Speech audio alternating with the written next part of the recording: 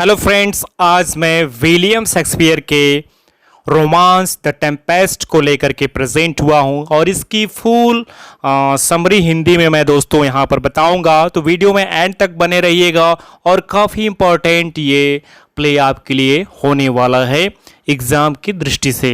तो चलिए बात करते हैं। सबसे पहले हम लोग बात करेंगे कैरेक्टर की। कैरेक्टर में प्रॉस्पेरो है जो ड्यूक ऑफ मिलान है, Miranda daughter of Prospero, aryl spirit है, कैलिबान सन ऑफ साइकोरेक्स है, साइकोरेक्स एक चुड़ैल है, Antonio brother of Prospero, Alonso duke of Naples, Ferdinand son of Alonso है और सेबेस्टियन दोस्तों ब्रदर ऑफ एलेंसो है।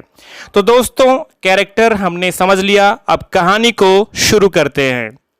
इसमें इस कहानी की जो शुरुआत होती है वो होती है एक तूफान से होती है जो समुद्र में उठा और इस तूफान में एक शिप समुद्र में फंसा हुआ है। इसमें एंटोनियो, एलेंसो, फर्डिनेंड, सेबेस्टियन और भी बहुत सारे लोग हैं। एंटोनियो, गोंजालो और सेबेस्टियन कैप्टन और बोट्सवैन को बहुत डांटते हैं कि यह सब तुम्हारी वजह से हो रहा है। यह सब लोग बहुत डरे हुए हैं। यह शिप ट्यूनीसिया से वापस आ रहा था जहां एलेंसो अपनी बेटे क्लेरिबाल की शादी में गया था। अचानक शिप दो भागों में टूट गया। आइए दोस्तों आगे बात करते हैं। जहां यह शिप डूब रहा है उसके पास में ही एक आइलैंड है जहां पर प्रॉस्पेरो अपनी बेटी मिरांडा के साथ शिप को तूफान में फंसा हुआ देख रहे हैं। मिरांडा उसको डूबता हुआ देखकर चिंतित हो जाती है। मिरांडा को इस बात का संदेह है कि कहीं ये तूफान उसके पिता ने तो नहीं उठाया है। तो मिरांडा अपने पिता से उनकी सहायता करने के लिए बोलती है कि उन्हें बचा लीजिए, नहीं तो ये सब लोग मर जाएंगे। प्रॉस्पेरो उसे विश्वास दिलाता है कि उन्हें कुछ नहीं होगा। अब प्रॉस्पेरो ने सोचा कि अब समय आ गया है मिरांडा को हमारे पास्ट के बारे में बताने का। वह बताता है कि मैं कभी ड्यूक ऑफ मिलान हुआ करता था, लेकिन मेरे भाई एंटोनियो ने एलेंसो के साथ मिलकर धोखे से मुझे मेरा राज छीन लिया और मुझे और तुम्हें मरने के लिए समुद्र के किनारे फिकवा दिया। लेकिन भला उस शख्स गोंजालो का जिसने मुझे एक नाव, कपड़े, खाना और मेरी किताबें भी दी। इन किताबों को पढ़कर ही प्रॉस्पेरो इतना बड़ा जादूगर बना। इसके बाद मैं तुम्हारे साथ इस आइलैंड पर आ गया और इस बात को 12 साल बीत चुके हैं। अब दोनों तब से इसी आइलैंड पर रह रहे हैं। समुद्र में जो तूफान उठा है वह मैंने ही उठाया है, क्योंकि आज मुझे अपना बदला लेने का सही मौका मिला है। यह सब बताने के बाद प्रॉस्पेरो मिरांडा को अपने जादू से सुला देता है और फिर एरिल को अपने पास बुलाया। एरिल प्रॉस्पेरो की गुलाम है। एरिल एक स्प्रिट है जिसे साइकोरेक्स नामक की एक चुड़ैल ने एक पेड़ में कैद कर दिया था। साइकोरेक्स अल्जियस नाम की जगह पर पैदा हुई थी और उसके बुरे कामों की वजह से उसको वहाँ से निकाल दिया गया था। तब वह प्रेग्नेंट थी और इसी आइलैंड पर आ गई थी। एरिल ने जब उसकी बात नहीं मानी तो उसने उसे एक पेड़ में कैद कर दिया। प्रॉस्पेरो जब इस आइलैंड पर आया था तब उसने एरिल को छुड़ाया था और तभी से एरिल उसका गुलाम है और समुद्र में जो तूफान उठा है वो एरिल ने ही प्रॉस्पेरो के कहने से उठाया है। प्रॉस्पेरो ने एरिल से पूछा कि बताओ क्या खबर है। एरिल ने कहा, जैसा आपने कहा था मैंने सबको समुद्र में तूफान उठाकर तितर बितर कर दिया है, लेकिन कोई भी मरा नहीं है और फर्डिनेंड को सबसे अलग कर दिया है। सबको गहरी नींद में सुला दिया है और एक नया शिप बनाकर कैप्टन और क्रू मेंबर को बर्फ में छुपा दिया है। साथ ही एरिल प्रोस्पेरो से कहता है कि मैंने आपकी इतनी सेवा की है, उसके बदले में अब आप मुझे फ्री कर दो। तो प्रोस्पेरो गुस्से में कहता है कि तुम भूलो मत, मैंने तुम्हें उस चुड़ैल साइकोरेक्स के चंगुल से कैसे छुड़ाया था। यह सुनकर एरिल उससे माफ़ी मांगता है और उसके कहने से खुद को गायब करता है और वहाँ चला जाता है जहाँ पर वह शिप नष्ट हुआ पड़ा है। वही किसी को दिखाई नहीं दे रहा है क्योंकि वह एक वाटर नाइफ में बदल गया है जो सिर्फ प्रोस्पेरो को ही दिखाई दे रहा है। तो दोस्तों आगे बात करते हैं। प्रोस्पेरो और मिरांडा कैलीवान के पास जाते हैं और उसे जंगल से लकड़ी लाने को बोलते हैं। कैलीबान भी प्रोस्पेरो का एक नौकर है जो आधा इंसान और आधा मास्टर है। यह उसी चुड़ैल साइकोरेक्स का बेटा है। प्रोस्पेरो ने इसे अपना गुलाम बना रखा है और साथ ही साथ इसे एकजुट भी करता है, परंतु प्रोस्पेरो इस पर भरोसा नहीं करता है क्योंकि इसने एक बार मिरांडा का रेप करने की भी कोशिश की थी, क्योंकि वह इस आइलैंड को पॉपुलेट करना चाहता था। कैलीबान को प्रोस्पेरो का गुलाम होना पसंद नहीं है, लेकिन प्रोस्पेरो ने उसे अपने जादू से गुलाम बना रखा है। उधर दोस्तों एरिल जो किसी को दिखाई नहीं दे रहा है, उसका गाना सुनकर फर्डिनेंड उसका पीछा करता हुआ मिरांडा तक आ जाता है। मिरांडा जैसे उसे देखती है वह उसकी तरफ आकर्षित हो जाती है और उसके प्रेम में पड़ जाती है, क्योंकि मिरांडा ने अपने पिता के अलावा किसी ह्यूमन को नहीं देखा है। फर्डिनेंड उससे पूछता है कि क्या तुम अनमैरिड हो, और थोड़ी सी देर बात करने के बाद वह दोनों शादी करने के लिए तैयार हो जाते हैं। प्रोस्पेरो यह देखकर खुश हो रहा है कि उसका प्लान सही चल रहा है। फर्डिनेंड को परखने के लिए उससे बहुत काम करवाता है। उधर एलोंजो, गोंजालो, सेबेस्टियन, एंटोनियो फ्रांसिस्को को नहीं पाकर उसे ढूंढने लग जाते हैं, लेकिन वह नहीं मिलता तो बहुत दुखी हो जाता है। तो गोंजालो उसे खुश करने की कोशिश करता है। वह कहता है कि हमें इस बात से खुश होना चाहिए कि हम जिंदा बच गए और यह आइलैंड भी रहने के लिए बुरा नहीं है। वह आइलैंड की खूबियों के बारे में बताता है, जिससे एंटोनियो और सेबेस्टियन उसकी हंसी उड़ाते हैं। किंग एंजेलो गुस्से में आकर उसे चुप रहने को कहता है और कहता है कि गलती मेरी ही है जो मैंने अपनी बेटी की शादी इतनी दूर की। तभी फ्रांसिस्को उसे बताता है कि मैंने फर्डिनेंड को तैरकर किनारे की तरफ जाते हुए देखा था। तभी वहाँ एरिल आ जाता है जो बहुत मीठा सा संगीत सुनाता है, जिसे सुनकर एंटोनियो और सेबेस्टियन को छोड़कर काफ़ी सब गहरी नींद में सो जाते हैं।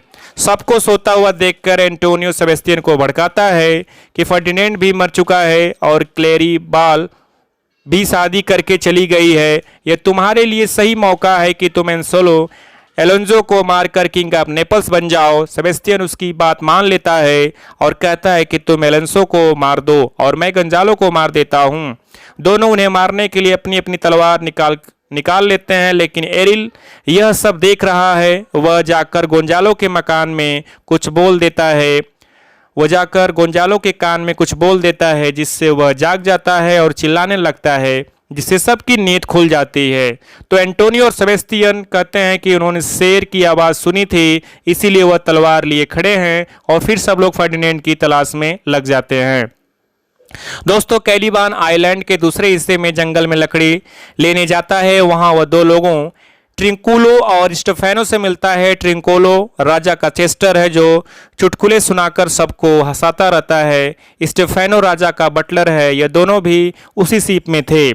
कैलिबरन इन दोनों को देखकर सोचता है कि शायद प्रोस्पेरो ने ही मुझे परेशान करने के लिए यह स्पिरिट भेजी है, और रोने लगता है। और स्टेफेनो भी कैलिबान को देखकर सोचता है कि यह कौन सा इंसान है जो आधा जानवर और आधा इंसान है। ये दोनों कैलिबान को पीने के लिए वाइन देते हैं। स्टेफानो सोचता है अगर ये बेहोश हो गया तो मैं इसे ले जाकर यूरोपियन किंग को भेंट करूंगा। कैलिबान वाइन पीकर नशे में डूब गया और उसने उन दोनों से कहा कि अगर तुम मेरे मालिक प्रोस्पेरो को मारने में मदद करोगे तो मैं जिंदगी भर तुम्हारी गुलामी करूंगा। कैलिबान कहता है कि अगर हम उसकी जादुई किताबें चुरा लें तो हम उसे आसानी से मार सकते हैं। तभी वहाँ एरियल आ जाता है और वह प्यारा सा म्यूजिक चलाता है।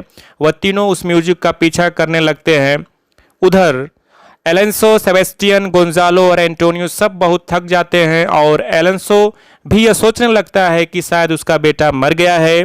कभी उन सब के सामने खाने से सजी हुई एक मेज जाती है और वहाँ कुछ स्प्रिट भी आती हैं जो उन्हें खाने के लिए बोलती हैं। यह देखकर सब आश्चर्य में पड़ जाते हैं, लेकिन सब खाने को तैयार हो जाते हैं। लेकिन एंसोलो मना करता है तो गोंजालो कहता है कि इस दुनिया में ऐसी बहुत सी चीज़ें होती हैं जिन पर विश्वास नहीं होता है, परंतु वे ही होती है। वह सब खाने के लिए बैठ जाते हैं। तभी वहाँ एरिल एक हार्पी के रूप में प्रकट होता है और उन्हें बताता है कि उन्होंने प्रोस्पेरो और मिरांडा के साथ जो अन्याय किया उसी की वजह से उन्हें फर्डिनेंड को खोना पड़ा। और इतना कहकर वह वहाँ से गायब हो जाता है। यह सुनकर एंजोलो को अपने किए पर बहुत पछतावा होता है। उधर फर्डिनेंड प्रोस्पेरो की सेल के बाहर आग जलाने के लिए लकड़ियां इकट्ठी कर रहा है। तभी मिरांडा वहां आ जाती है और उसकी हेल्प करने के लिए बोलती है, लेकिन फर्डिनेंड कहता है कि मैं कर दूंगा। मिरांडा को बहुत बुरा लग रहा है कि उसके पिता उससे इतना काम करवा रहे हैं। तभी वह दोनों एक दूसरे को बहुत प्यार से देखते हैं और अपने प्यार का इजहार करते हैं। प्रोस्पेरो छुपकर यह सब देख रहा है और खुश होता है और फिर वह उन दोनों को आशीर्वाद देता है और तभी एरिल को बुलाता है और कहता है कि इन दोनों के लिए जश्न की तैयारी की जाए। एरिल 3 स्पिरिट को बुलाता है, 3 आत्मा को, Iris god of rainbow, Juno god of gods, Ceres god of agriculture. ये तीनों नए कपल्स के सामने परफॉर्म करती हैं। उसके बाद प्रोस्पेरो फर्डिनेंड और मिरांडा को सेल में भेज देता है। फिर एरिल प्रोस्पेरो को कैलिबन के प्लान के बारे में बताता है। तो प्रोस्पेरो एरिल से कहता है कि तुम घर का कुछ सामान सेल के बाहर रख दो। फिर एरिल जाकर उन तीनों को रास्ता भटका देता है और वो एक गंदे से तालाब में चले जाते हैं जहां उनके कपड़े गंदे हो जाते हैं। फिर जब वह प्रोस्पेरो की सेल पर आते हैं तो बाहर रखे कपड़े देखकर वो कपड़े बदलने लग जाती है। तभी प्रोस्पेरो उन पर डॉग्स और हावल्स स्पिरिट छोड़ देता है और वो तीनों वहां से भाग जाते हैं। दोस्तों आगे देखिए कहानी में फिर प्रोस्पेरो एरिल से बाकी सब के बारे में पूछता है। एरिल बताता है कि उन सब लोगों को बंदी बना लिया गया है और वह बहुत परेशान है और उन्होंने अपने किए पर पछतावा भी है। उनकी ऐसी दशा देखकर अगर मैं इंसान होता तो मेरी आंखों में आंसू आ जाते। उसकी यह बात सुनकर प्रोस्पेरो का मन बदल जाता है और वह उनसे बदले की भावना छोड़ देता है और एरिल से कहता है कि उन सबको यहाँ लेकर आओ। सभी प्रोस्पेरो के सामने खड़े हैं। प्रोस्पेरो गोंजालो को उनसे जो किया था उसके लिए धन्यवाद देता है और कहता है कि मैं सबको माफ़ कर दूंगा, परंतु मुझे मेरा राज वापस चाहिए। एंजोलो को अपने किए पर बस पछतावा होता है। वह कहता है कि मैं अपने बुरे कर्मों की वजह से अपना बेटा खो दिया। फिर प्रोस्पेरो मजाक करते हुए कहता है कि सब ने कुछ ना कुछ खोया है, मैंने भी अपनी बेटी। फिर वैलेंसो को अपनी सेल के अंदर ले जाता है। वहां फर्डिनेंड और मिरांडा दोनों चेस खेल रहे हैं। एलेंसो फर्डिनेंड को देखकर बहुत खुश हो जाता है। फिर उसे पता चलता है कि मिरांडा और फर्डिनेंड दोनों एक दूसरे से शादी करना चाहते हैं। यह सुनकर वह बहुत खुश होता है। तभी एरिल वहां कैप्टन और बोट्सवैन को लेकर आ जाता है। फिर एरिल कैलिबन और उसके साथियों को लेकर आता है। प्रोस्पेरो उन तीनों से कहता है कि अगर तुमको माफ़ी चाहिए तो तुमको मेरी सेल की सफाई करनी पड़ेगी। प्रोस्पेरो एलियंस को बोलता है कि तुम्हें मौसम को अच्छा रखना है ताकि मैं कल वापस मिलान जा सकूं, उसके बाद तुम आज़ाद हो। तो दोस्तों अब जो आपके प्ले की एंडिंग होगी, अंत में जो प्रोस्पेरो है वो एक इपलाग करता है अंत में प्रॉस्पेरो एक इपिलॉग बोलता है जिसमें वो अपना मैजिक छोड़ने की बात करता है और कहता है कि जिस तरह उसने एरिल और कैलिबान को कैद करके रखा था उसी तरह ऑडियंस ने उसको स्टेज पर कैद करके रखा, पर अब ऑडियंस अपनी तालियों से ही उसे आज़ाद कर सकती है, जिसके बाद वह आराम से नेपल्स जा सकता है। तो अंत में वो जो है ड्यूक ऑफ मिलान का क्या बनता है, ड्यूक ऑफ मिलान बन जाता है और दोस्तों आपकी कहानी एंड होती है। तो दोस्तों ये थी the Tempest by William Shakespeare का। अगर आप चाहते हैं कि ऐसी वीडियो सबसे पहले आप तक पहुंचे तो हमारे चैनल को सब्सक्राइब करें, राइट साइड में बेल आइकन के बटन को प्रेस कर दें और ज़्यादा से ज़्यादा लोगों तक शेयर करें और एक लाइक तो बनता ही है। एंड तक आपने वीडियो को देखा, thank you so much everyone.